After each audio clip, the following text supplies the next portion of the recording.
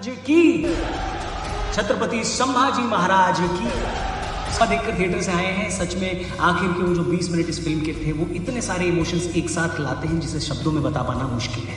कई लोग अपने आंसुओं को नहीं रोक पाएंगे। छत्रपति संभाजी महाराज इस भारत भूमि की वो संतान रहे हैं जिन्होंने अपनी जिंदगी के साथ अपना बलिदान भी हिंदवी स्वराज के लिए दे दिया। छावा उसी बलिदान की कहानी है जो आज भी हर सच्चे हिंदुस्तानी के रगों में दौड़ती है।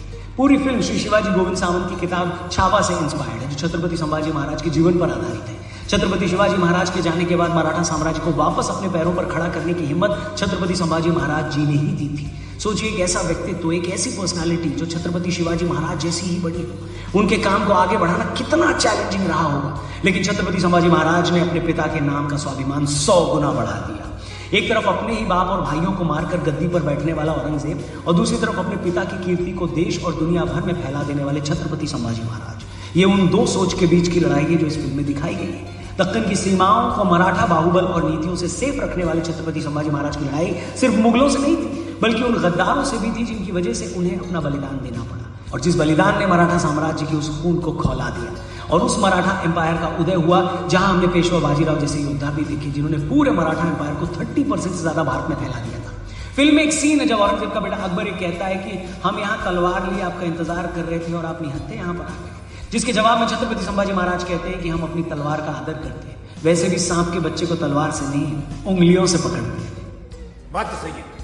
विकी कौशल ने इसी रॉब के साथ छत्रपति संभाजी महाराज के कैरेक्टर को प्ले किया है। पूरी फिल्म में उनकी परफॉर्मेंस लाजवाब है। महाराज के जीवन को स्क्रीन पर उतारना अपने आप में एक चैलेंज है जिसे विकी कौशल ने बड़े अच्छे तरीके से निभाया है। ये फिल्म नो डाउट उनके करियर की बेस्ट परफॉर्मेंस है। फिल्म जिस ग्रैंडियर के साथ बनाई गई है वो भी कमाल है। साथ ही रहमान साहब का म्यूजिक जब भी बजा है बढ़िया सुनाई देगा। पूरी फिल्म जिस वाइब को पकड़कर चलती है वो भी कमाल है। ज्यादातर ऐसी फिल्मों की फीमेल कैरेक्टर्स को उतना स्क्रीन टाइम नहीं मिलता, लेकिन छत्रपति संभाजी महाराज की धर्मपत्नी येसुबाई के रोल में रश्मिका ने कमाल किया है।